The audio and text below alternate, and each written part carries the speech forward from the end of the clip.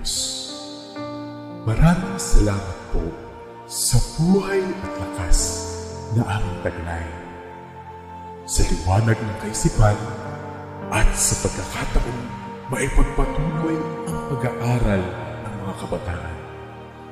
Gabayan mo po ang bawat isa sa amin. Anuman ang bahagi na aming gagampanan, naway maging maayos at matagumpay ang pagtuturo at pag-aaral na aming gagawin sa araw na ito. Patawarin mo po kami sa aming mga pagkulang at pagkakasala. At sa aming paggawa, ikaw po ang aming makasama. Amen. Good morning. Welcome to our sixth virtual meeting. I want you to pat yourselves and say congratulations. Congratulations. Go on, do it now. Have you done it? Or you find it silly? Why did I ask you to do that? Because we have come this far. And indeed, you truly kept the fire burning. Because learning doesn't stop during this quarantine period. The pandemic cannot stop a student who is eager to learn. Are you ready for today's topic? We are surely getting there.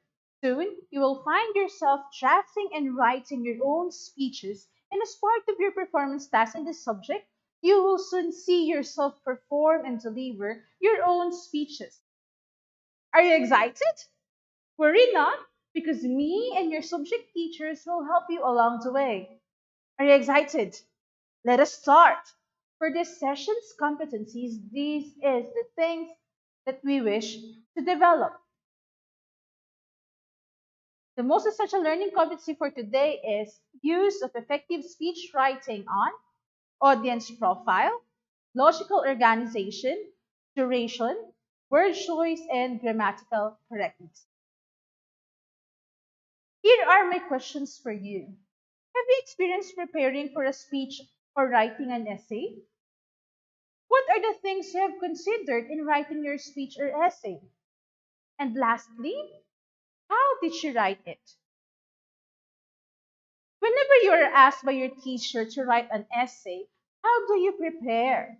Is it like after knowing the topic, Google it, type it on the search bar, and voila, copy and paste? Or are you the type of really write and exhaust all your thoughts, then it is when it is well and good for you, it is ready for submission?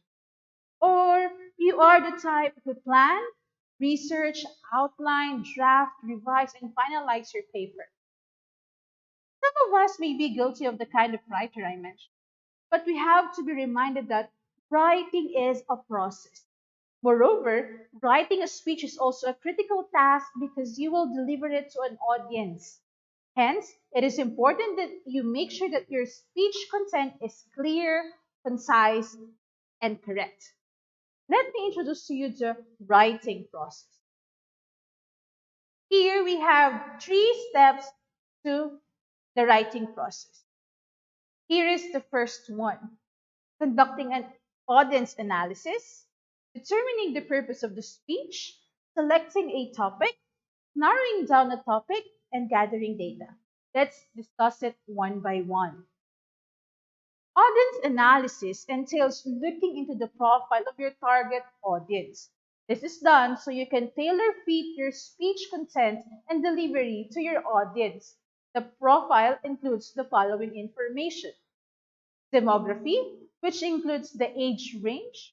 Are they high school students, elementary students, parents, teachers, professionals? You have to consider that. How about the male female ratio? Educational background and affiliations, or degree program taken? What are the nationality of these people?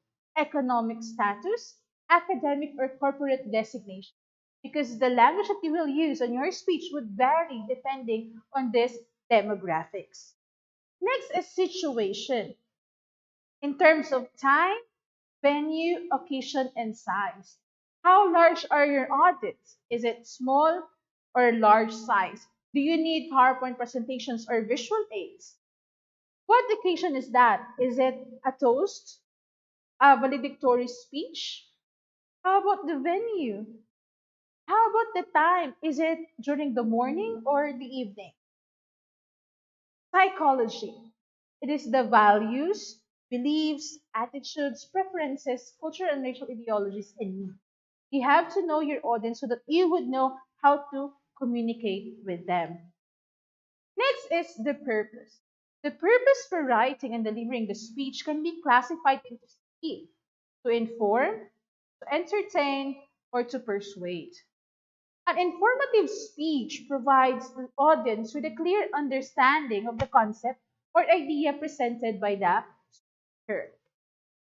For the specific purpose, here are the example. To inform grade 11 students about the process of conducting an automated student government election. So that is a very specific topic for an informative speech. Next, to inform grade 11 students about the definition and relevance of information literacy today. So this one talks about the definition and relevance of information literacy. Then, to inform grade 11 students about the importance of effective money management. How about an entertainment speech? It provides the audience with amusement. For the sample purposes, we have here to entertain grade 11 students with his or her funny experiences in automated election, or to entertain grade 11 students with interesting observations of people who lack information literacy. Third, to entertain grade 11 students with the success stories of the people in the community. So these are sample purposes for for an entertainment. Third, a persuasive speech provides the audience with well argued ideas that can influence their own beliefs and decisions. For sample purposes, we have to persuade the school administrators to switch from manual to automated student government election, or to persuade grade 11 students to develop information literacy skills, or to persuade the school administrators to promote financial literacy among students. For your topic, it is your focal point of your speech, which can be determined once you have decided on your purpose. If you are free to decide on a topic, choose one that really interests you. What are the particular interests that you might have? It might talk about health, lifestyle, sports, gaming, clothing, fashion, etc. There are a variety of topics that you may. So, as there are different strategies that you may use in selecting a topic, such as your personal experiences, discussing with your family members or friends, free writing, listing, asking questions, or semantic webbing. So, how to narrow down this topic? It means making your main idea more specific and focused. The strategies in selecting a topic can also be used when you narrow down a topic. So, here is an example. So for your general purpose, it is to inform. And then for your specific purpose is to inform grade 11 students on the importance of effective money management. So the topic there would be financial literacy or money management. So how to narrow down this topic? So you would see here how it can be specified from a general topic to the most specific one relating to that main topic of yours. So here you started with effective money management, and then effective management intended for grade 11 students. Next, developing an effective money management of grade 11 students. And lastly, for the most specific topic for your research could be defining and developing effective money management skills of grade 11 students. You see? Very easy, right? How about data gathering? How would you gather your data? So this is the stage where you collect ideas, information, sources, and references relevant or related to your specific topic. You should not rely on what the internet can provide us. Of course, it has various sources and information, but of course, it could also be done by visiting your library, observing a certain phenomenon or even events related to your topic, or conducting an interview or survey. The data that you will gather will be very useful in making your speech informative, entertaining, or persuasive. Next step for the writing process: selecting a speech pattern, preparing an outline, creating the body of the speech, preparing the introduction, and preparing the conclusion. Writing patterns in general are structured that will help you organize the ideas related to your. It could be biographical, categorical or topical, causal, chronological, comparison or contrast, problem solution, and spatial. Let me elaborate on that. Here, for the biographical pattern, it presents descriptions of your life or of a person, famous or not. So this would be as someone you are interested in to discuss or to share something about that person. So for the specific purpose, it is to inform my audience about my grandfather, the late former President Ramon Magsaysay. So the topic that I could give for that would be describing the life and works of my grandfather, the late former President Ramon Magsaysay. So from so you are going to specify your topic on dealing with the life and works of the late president. How about categorical or topical? It presents related categories supporting the topic. For example, your specific purpose is to persuade the community members to use the 3 R's as means of eliminating garbage and protecting the environment. The specific topic that you may use for that would be why the community members should promote reducing, reusing, and recycling. Next, causal. This one is where we present the cause-effect relationship. Example would be for the specific purpose is to inform my audience on the effects of overeating. Oops, I'm guilty. Anyway, for the specific topic on that could be explaining the possible effects of overeating to one's health. Okay, so that is for the cause and effect, the effect of overeating to people. Next, for the chronological pattern, it is where we present the idea in time order. So, for example, we have the specific to inform my audience about the significant events in the 1986 EDSA revolution or people power. So, we mentioned here a specific event, a significant event. So, what would be the topic we may discuss or dwell on this particular purpose? It is describing the significant events before, during, and after the 1980 EDSA revolution or people power. So you see, there is a time order in your topic.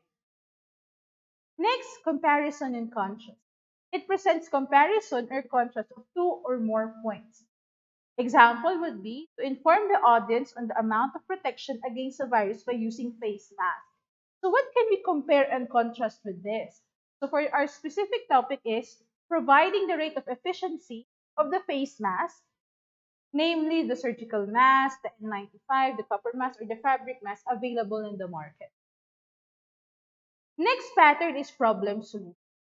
It presents an identified problem, its causes, and recommended solution. So this time around, you are going to find a topic which is a problem that you observe, and later on, you are going to provide a solution. For example, to persuade the audience to support the educational programs of the national government. For your specific topic, it could be explaining the reasons for supporting the government's educational programs as the primary means of increasing the Philippines' literacy. So the problem would be the literacy rate, and the solution would be how can we improve the literacy rate of the Philippines. Next is after knowing your pattern, it's important to prepare an outline. So an outline is a hierarchical list that shows the relationship of your ideas. Experts in public speaking state that once your outline is ready, 2/3 of your speech writing is finished. A good outline helps you see that all the ideas are in line with your main idea or message. The elements of an outline include introduction, body, and conclusion. Write your outline based on how you want your ideas to develop. I hope you were able to encounter outline as you discuss it with your former years in school. Outline can be presented through a table format or a list format. Let me give you an example. Here is a table format. So on the first column, you would see here the main headings like the purpose, a specific purpose, topic, pattern, introduction, body, conclusion. Okay, and then to the other side is its corresponding. For example, the purpose of your speech is to persuade. So your specific purpose is to persuade the community members to reduce, reuse, and recycle as means of eliminating garbage and protecting the environment. So that is your purpose. So your possible topic for that is promoting the importance of reduce, reuse, and recycle in eliminating waste and protecting the environment. So what could be the pattern you may use there? So it is problem solution. So you have problem on waste management, you provide solution for that, which is the 3 R's. So for your introduction, you have to share facts on the current situation of the environment. It's very vital or important that you may share statistics, numbers to support your data or your claims. For the body, these are the possible contents. Discuss how improper waste disposal becomes an environmental problem. Explain how reduce, reuse, and recycle would eliminate waste and protect the environment. For your conclusion, so this would be the end of your speech, state the specific purpose of your speech again, which is, or and you ask for, call for action. So this is an example of a table format. Next, for the title format, we have this example. First is you start with the main headings. I have here 4. And then after these main headings, you prepare for the subheadings to support your main ideas. So for number 1, your main idea is as of today, there is an alarming increase of waste in our community. So what could be the supporting details on that? According to Solid Waste Management Office, if we do not take immediate action, we might face more perils caused by natural calamities. Now, I am going to talk about how to eliminate waste and protect the environment. You see, these 2 subheadings is related to your number 1 main heading. How about the second one? Improper waste disposal causes environmental problems. These are the subheadings. Waste contaminates the soil, waste contaminate the water, and waste that can cause floods. Okay, so this is one is related to the improper waste disposal. Third, main idea is there are ways to eliminate waste and protect the environment. So here you are going now to provide a solution. So one is reducing, reusing, and recycling can help eliminate waste. Two, people should start doing this at home. And then for your last one, for your call to action or conclusion, we must act now. We have the following. This solution should be supported by the local government. Let us learn from the lessons in natural calamities we have experienced. So this is the kind of a title format. Next part is after knowing your outline or drafting your outline, you are now ready to write the body of your speech. So the body of the speech provides explanations, examples, or any details that can help you deliver your purpose and explain the main idea of your speech. One major consideration in developing the body of your speech is the focus or central idea. The body of your speech should only have one central idea. The following are some strategies to highlight your main idea. Present real life or practical examples. Show statistics. I told you number is essential. To make your claim credible. Present comparisons. And share ideas from the experts or practitioners. For the introduction part, it is the foundation of your speech. Here, your primary goal is to get the attention of your audience and present the subject or main idea of your speech. Your first few words should do so. The following are some strategies. It is very important that your introduction is eye-catchy or that will arouse the interest of your audience so that you would know that they would listen to you. So here are some strategies. You may use a real-life experience and connect that experience to your subject. Use practical examples and explain their connection to your subject. Start with a familiar or strong quote and then explain what it means. Use facts or statistics and highlight their importance to your subject. And tell a personal story to illustrate your point. For the last part of your speech is your conclusion. It restates the main idea of your speech. Furthermore, it provides a summary emphasizes the message and calls for action. While the primary goal of the introduction is to get the attention of your audience, the conclusion aims to leave the audience with a memorable statement. The following are some strategies. Begin your conclusion with a restatement of your message. Use positive examples, encouraging words, or memorable lines from songs or stories familiar to your audience. Ask a question or series of questions that can make your audience reflect or ponder. For the third part or the step for the writing process is editing and or revising and rehearsing. Since it is a speech, you have to deliver it in front of an audience. It is essential that you would have your practice or rehearsal. Let's start with editing or revising first. It is your written speech involves correcting errors in mechanics such as grammar, punctuation, capitalization, unity, coherence, and others.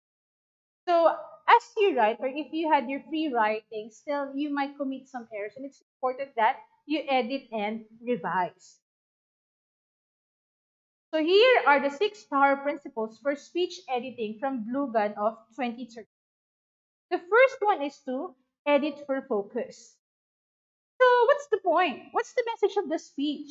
Ensure that everything you have written from introduction to conclusion is related to your central message. Second is edit for clarity. I don't understand the message because the examples or supporting details were confusing. You have to make all ideas in your speech clear by arranging them in logical order. Example would be main idea first, then supporting details, or supporting details first, then main idea. Or you may use the different patterns that I introduced to you a while ago. Third is edit for concision, or you have to be concise. The speech was all over the place. The speaker kept talking endlessly as if no one was listening to him or her. Keep your speech short, simple, and clear by eliminating unrelated stories and sentences and by using simple words. Remember, we communicate to express, not to impress. Fourth one is edit for continuity. The speech was too difficult to follow. I was lost in the middle. Keep the flow of your presentation smooth by adding transition words and phrases. The fifth one is edit for variety. I didn't enjoy the speech because it was boring. Add spice to your speech by shifting tone and style from formal to conversational and vice versa, moving around the stage or adding humor. Edit for impact and beauty. There's nothing really special about the speech. Make your speech memorable by using these strategies. Surprise the audience, use vivid descriptive images, write well crafted and memorable lines, and use figures of speech. Last part is rehearsing.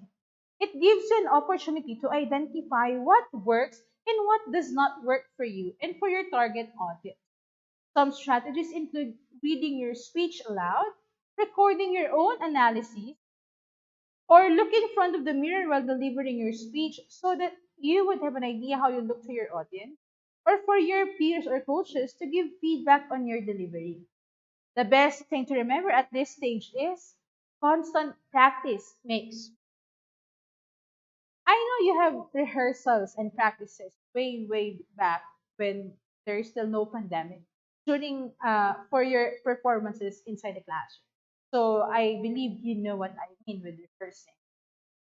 So here are some guidelines in speech writing. One is keep your words short and simple. Your speech is meant to be heard by your audience, not read. Avoid jargon, acronyms, or technical words because they can confuse your audience. Make your speech more personal. Use the personal pronoun I, but take care not to overuse it. When you need to emphasize collectiveness with your audience, use the personal pronoun we.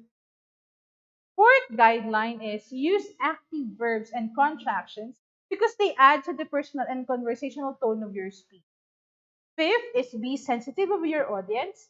Be careful with your language, jokes, and nonverbal cues. That's why it's very important to know the profile of your audience or their demographics before writing your speech. Six, use metaphors and other figures of speech to effectively convey your point. And last, manage your time well. Make sure that the speech falls under the time limit. Another consideration is that you should know the duration of your speech. Would you be given a 1 hour speech, a whole day speech? How should you prepare for that? How long should you prepare for it? I hope you learned a lot with our today's discussion. If you have questions, please feel free to comment below so that we may address that to our next virtual meeting. I am excited for you to start writing your own speeches. Don't you worry, we still have a lot to learn and discuss. See you on our next virtual meeting. Happy learning!